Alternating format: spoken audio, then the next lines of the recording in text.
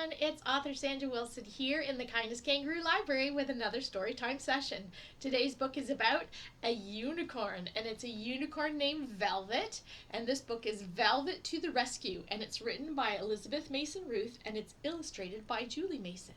And it's a cute little story about being helpful, and it also kind of talks about some of the other stories that we've talked about. Talks about how sometimes when we're different, we realize that our differences can actually be beneficial. So this one has that kind of theme as well.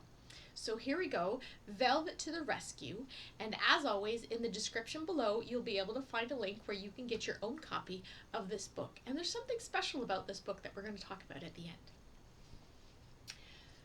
On a cold, crisp afternoon, Velvet sat in her cozy cave and looked longingly at the big, fluffy snowflakes coming down outside. It had been a long, cold winter, and Velvet really wanted to run outside and catch snowflakes on her tongue. Velvet's mother warned her to stay inside because an ice storm could be coming any time, making it too slippery to get back to the cave. Like most young fillies, however, Velvet didn't listen to her mother, and she sneaks out.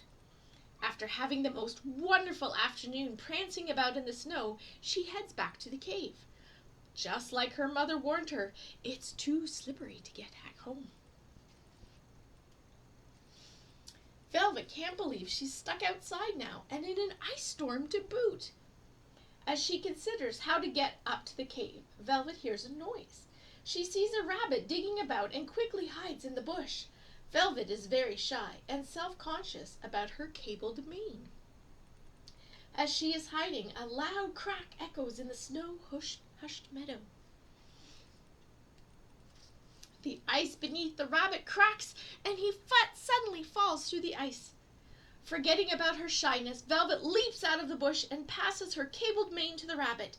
He uses it to pull himself out of the frigid water. The rabbit lays on the ice, catching his breath. After a few moments, he sits up and cries, "Thank you for saving me! You're my hero!" Velvet blushes from her horn to her hooves. The rabbit starts to shiver and shudder. "I need to get warm and dry, but I'd like to play sometime. Would you like to play with me? By the way, I'm Gus." Velvet nods her head yes. "Great, that's my place over there." Gus nods across the meadow. "Come find me on the next sunny day, okay?" Velvet agrees, and Gus hops off. As Velvet watches Gus disappear, she remembers that she still has to find a way to get home. She sees a tree and wonders if she can use her mane to pull herself up the slippery slope. Success! Velvet quickly creeps into the cave and curls up in front of the fire. As she lays there, she realizes she is very proud of her cabled mane and its untapped potential. Velvet's eyes become heavy, and she soon falls asleep, dreaming of a sunny day when she can play with her new friend, Gus. So here's the cool part of this book.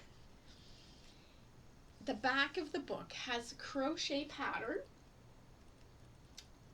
that you can use to make a unicorn hat. So if you can see the picture there, wearing a unicorn hat. So it gives you the pattern. So if you know someone who knows how to crochet or knit, because there's also a knit pattern for a for a knitted hat as well. So you can see a unicorn hat. So you can do it in knit or crochet, and then you could wear the knitted hat, and you could be a unicorn, and you could tell your own unicorn story. So I think that's really cool, because dress up and dramatic play, which is like acting out stories, is a great storytelling skill. Stories aren't just about books and reading and writing. Storytelling is a huge thing that we can do every day by the things that we say, the things we do, the things we hear. It all is part of our storytelling skills. So if you know someone who can knit or crochet, you could get this book, get them to make you a hat, and then you can also tell a unicorn story just like this one.